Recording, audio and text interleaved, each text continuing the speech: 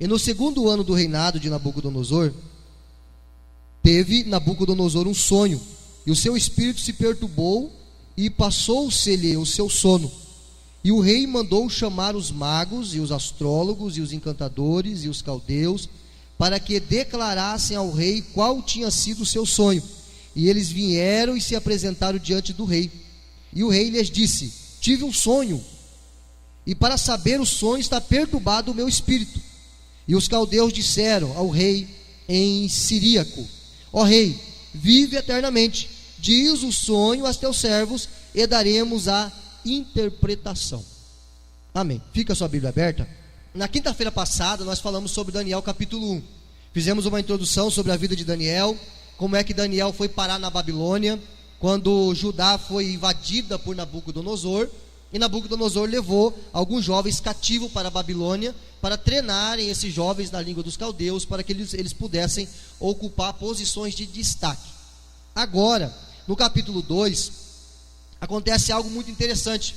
Nabucodonosor tem um sonho, só que ele se esquece do seu sonho.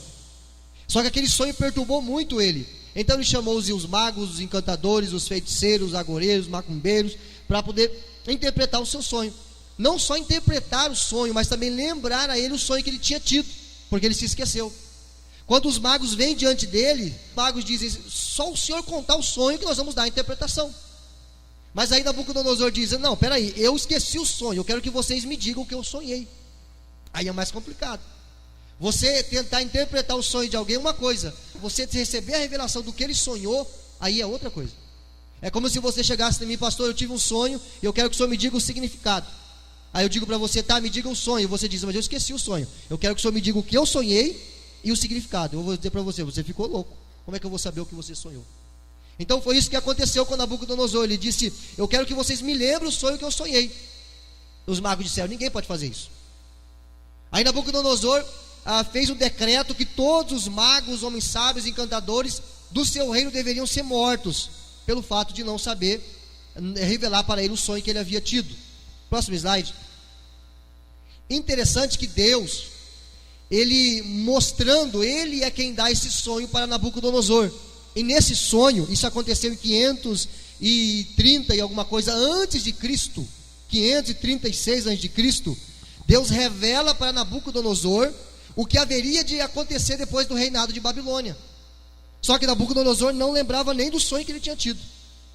Isaías capítulo 46, versículo 9 ao 10, está escrito assim: lembrai-vos das coisas passadas da antiguidade, que eu sou Deus, e não há outro.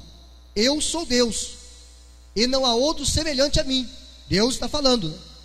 Que desde o princípio anuncio o que há de acontecer, e desde a antiguidade as coisas que ainda não sucederam. Então Deus sabe exatamente tudo que vai acontecer no futuro, e Deus revela a Nabucodonosor o que haveria de acontecer depois do reinado do Império de Babilônia. Aqui tem um resumo para você entender do que aconteceu. O rei sonhou, do versículo 1 ao versículo 12. Nabucodonosor teve um sonho, esqueceu do conteúdo do sonho, ficou perturbado e perdeu o sono, convocou os sábios, queria o sonho e a interpretação. Os sábios não conseguiram, o rei ficou furioso e mandou matar todos os sábios. Aqui você vai ter uma ideia da cronologia. 622 antes de Cristo, nascimento do profeta Daniel. Ele nasce em Jerusalém.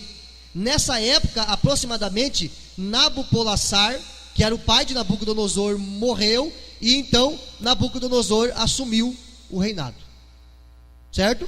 Em 605 a.C., quando Nabucodonosor então invadiu Jerusalém, levou cativos jovens, inclusive Daniel entre eles, para a Babilônia.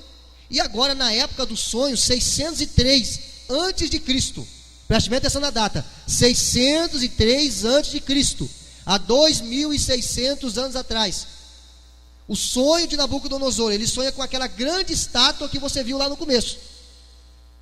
Volte a estátua para mim lá, por favor. Olha só, ele teve esse sonho, ele viu essa estátua, cabeça de ouro, peito de prata, o ventre de bronze, as pernas de ferro, e lá embaixo você vai ver no próximo slide, os pés, ferro misturado com barro. Ele tem um sonho, E agora Daniel, sabendo do sonho e também não querendo que os magos morressem por causa disso, e também Daniel iria morrer porque ele era um homem sábio, ele também era considerado como sábio de Babilônia. Isso foi no segundo ano do reinado de Nabucodonosor que isso aconteceu, ano 603 antes de Cristo. Marca essa data, isso aqui é história, isso aqui aconteceu exatamente assim. Agora, do capítulo 2, do versículo 13 ao 24, eu vou trazer um resumo. Daniel ficou sabendo do ocorrido, pediu tempo ao rei para que ele pudesse dar a interpretação. Daniel disse: eu vou orar a Deus, e Deus vai revelar o sonho e a interpretação do sonho. Ele orou com os seus amigos, Sadraque, Mesaque e Abidnego, os amigos de Daniel que foram para a Babilônia cativos, presos com ele. Deus revelou o sonho e a interpretação do sonho a Daniel. Daniel louvou a Deus por sua misericórdia. E Daniel pediu para ser levado na presença do rei, que agora ele ia passar a interpretação para o rei. O que a gente aprende aqui? Só uma lição para a gente: confiança em Deus. Daniel tinha total e plena confiança em Deus. Quando nós lemos Abacuque, capítulo 3, versículo 17 ao 19, tem um versículo de consolo para nós. Ou embora as figueiras tenham sido totalmente destruídas, é uma outra versão, e não haja flores nem fruto, embora as colheitas de azeitonas sejam um fracasso e os campos estejam imprestáveis, ou seja, uma situação de calamidade, embora os rebanhos morram pelo pasto e os currais estejam vazios, eu me alegrarei no Senhor, ficarei muito feliz no Deus da minha salvação. O Senhor Deus é a minha força. Amém? Que você possa aprender a confiar no Senhor, independente da situação, que você entenda que Ele está no controle. Quando você quiser experimentar o controle de Deus na sua vida, sente no banco do carona e dá a direção para Deus.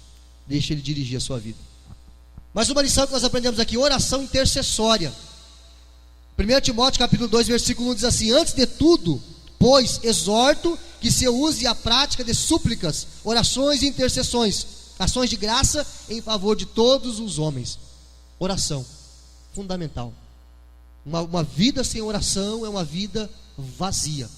Daniel, ele foi para a oração, para que Deus pudesse lhe dar a interpretação do sonho, e não só a interpretação do sonho de Nabucodonosor, mas o próprio sonho que o rei havia esquecido.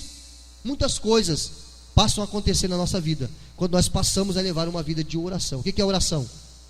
Conversar com Deus, orar pelas pessoas, não somente por nós, mas orar pelas pessoas, orar pela cidade, pela administração, enfim. No capítulo 2, versículo 25 ao 47, tem mais um resumo. Daniel conta ao rei o sonho e sua interpretação. Daniel direciona todo o crédito a Yahvé, Jeová. Essa aqui é uma transliteração do tetragrama, que é o nome de Deus, que são 4 letras que você não consegue pronunciar. Então é uma transliteração. Daniel direciona todo o crédito a Yahvé, ou Jeová, ou Elohim. Conta o sonho ao rei. O rei, o seu sonho foi esse. Interpreta o sonho e o rei conhece a soberania de Deus. Nós aprendemos mais uma lição aqui de humildade. Aí 1 Pedro capítulo 5, versículo 6 diz assim: no trato de uns com os outros, cingindo-vos todos de humildade, porque Deus resiste aos soberbos, contudo aos humildes concede sua graça. Daniel foi humildemente na presença de Nabucodonosor e disse para ele que o Deus do céu tinha poder para revelar os sonhos e dar a interpretação. Ele mostrou aqui e nos deu uma lição de humildade. Ele não bateu no peito e disse: eu vou revelar para você, ó rei Nabucodonosor, qual foi o sonho e vou dar a interpretação. Não, ele disse que o Deus dos céus, o Deus Todo-Poderoso, Ele sim tem poder de revelar tudo o que Ele desejar revelar. Mas uma lição que nós aprendemos aqui: o Deus que se revela, o desejo de Deus é se revelar para você. O desejo de Deus é se revelar para mim. Quando nós lemos Apocalipse, capítulo 1, versículo 1, aí as pessoas dizem assim: quem estuda Apocalipse fica doido. Mentira, irmão. Olha só o que é o livro do Apocalipse. Capítulo 1, versículo 1. Revelação de Jesus Cristo que Deus lhe deu para mostrar aos seus servos. Quem são os servos de Jesus? Quem? Nós. Para mostrar aos seus servos as coisas que em breve devem acontecer, e que ele, enviando por intermédio do seu anjo, notificou o seu servo João, que estava preso na ilha de Patmos. Então o livro do Apocalipse é uma revelação. Revelação é para ficar escondido? Ou é para se revelar? para se revelar. Por que nós temos dificuldade de entender Apocalipse então? Primeiro, porque não é tão fácil assim. Se requer um pouco de estudo e oração. E um pouco é preguiça. Tem gente que nunca leu o livro do Apocalipse. Tem gente que nunca leu um livro da Bíblia. Tem gente que nunca leu a Bíblia e frequenta a igreja há anos. Nós precisamos conhecer a palavra de Deus. Precisamos conhecer a palavra de Deus para que possamos nos defender do engano que brevemente virá sobre a terra. Muitas pessoas serão enganadas porque não conhecem a palavra de Deus. Então Deus, Ele quer se revelar para você. Quantos querem essa revelação do Senhor?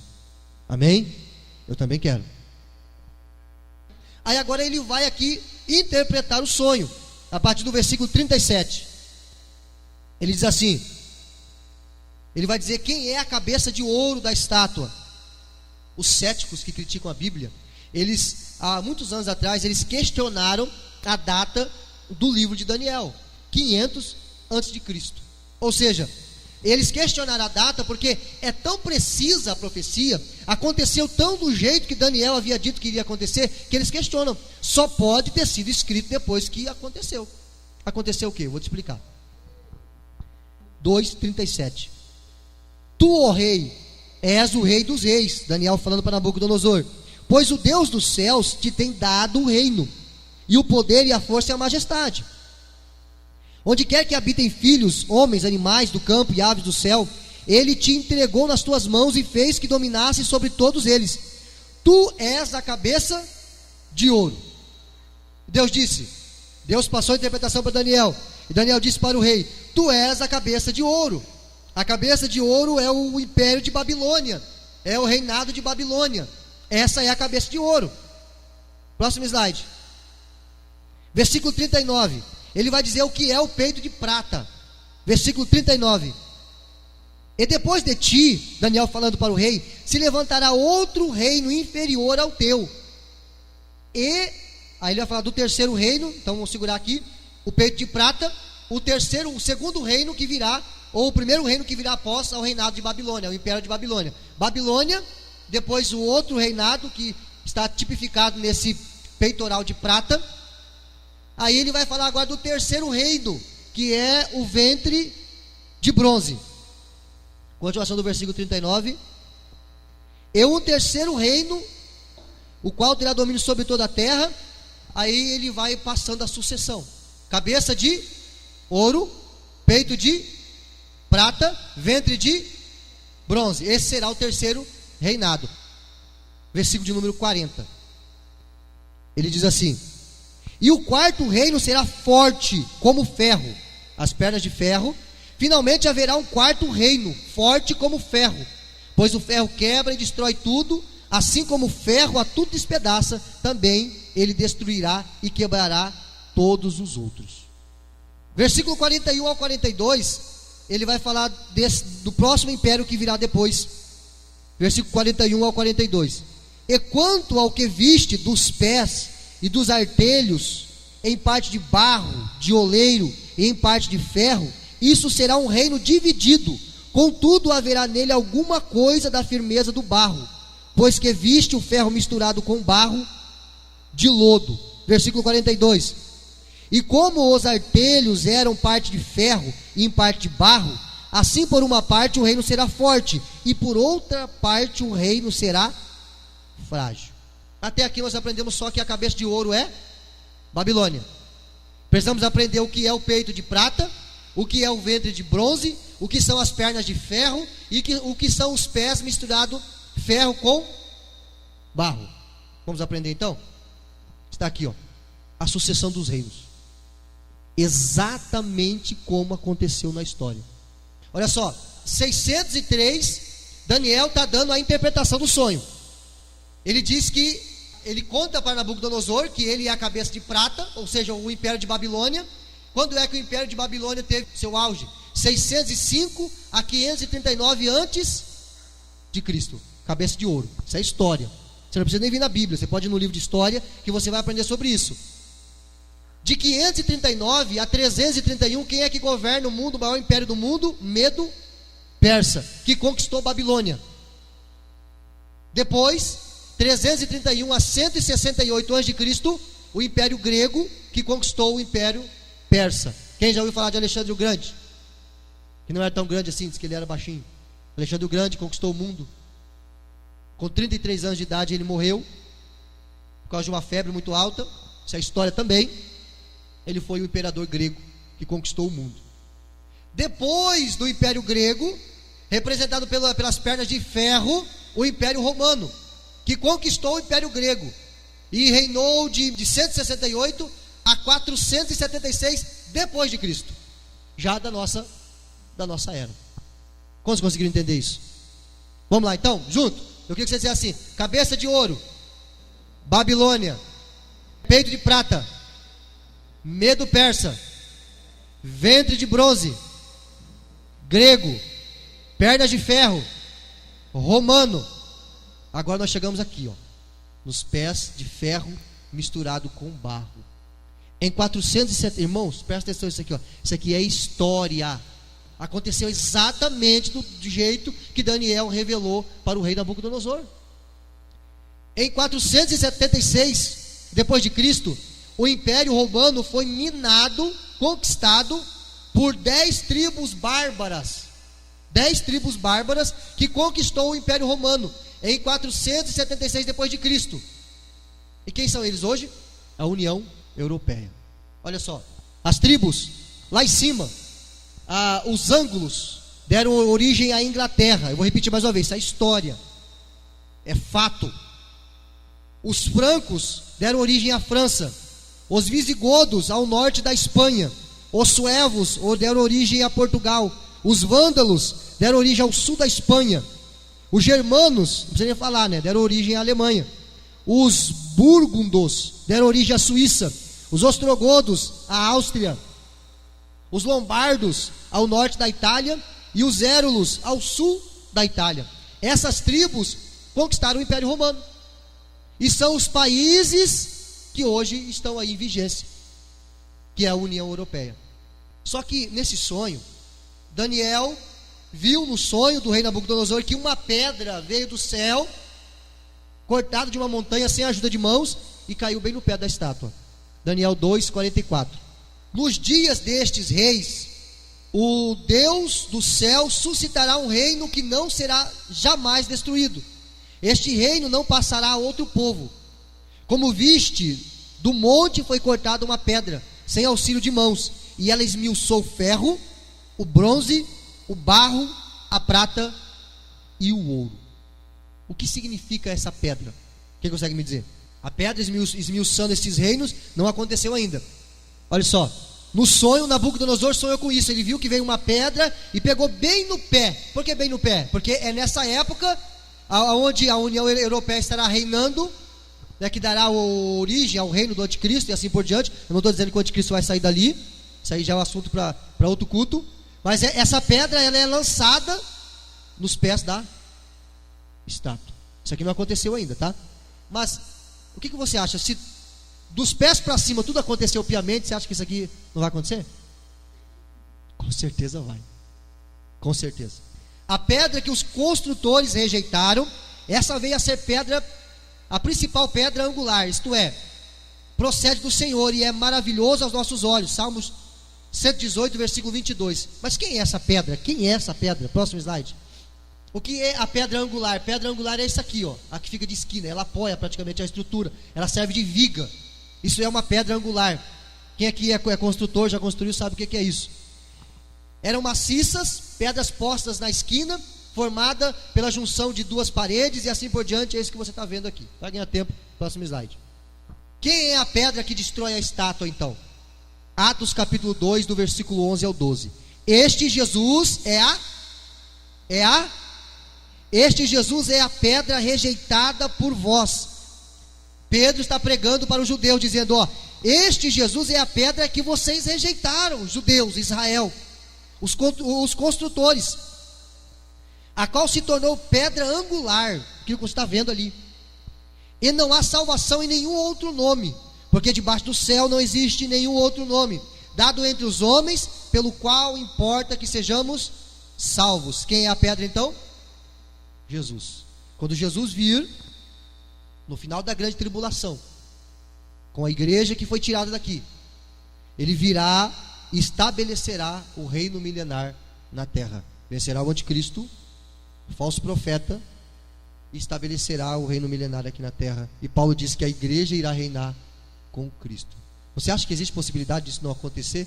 Se todas as sucessões dos reinos aconteceram exatamente como Deus havia revelado para Daniel. Amados, Jesus breve virá. Dá uma olhada para o mundo lá fora. Dá uma olhada para tudo que está acontecendo. Deixa Deus abrir os seus olhos espirituais para você ver. Para você ver e correr para os pés de Jesus, porque não tem outro caminho. Que leva até Deus, não. Somente Jesus. Então aparecerá no céu o sinal do Filho do Homem. Todos os povos da terra se lamentarão e verão o Filho do Homem vindo sobre as nuvens do céu, com poder e muita glória. Vamos voltar ao slide lá? Volta um pouquinho o slide, Denise. Na sucessão, olha só, aconteceu piamente desse jeito. Quando você lê o livro de Daniel, muita informação e às vezes nos cansamos e desistimos de ler. Mas precisamos conhecer, amados. Precisamos conhecer. Aconteceu do jeito que Deus havia revelado para Daniel. Ou seja, Deus está no controle de todas as coisas. Ele revela o final antes dele começar. A sua vida está no controle dele. A sua história está no controle dele. A sua casa é o desejo do Senhor guiar todos os seus passos. Só que nós temos o livre arbítrio. A escolha sempre é nossa.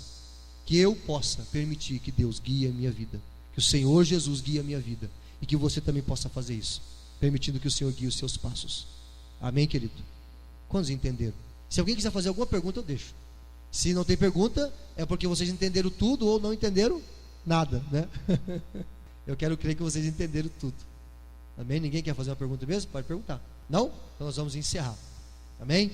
Vamos estar em pé, agradecer a Deus.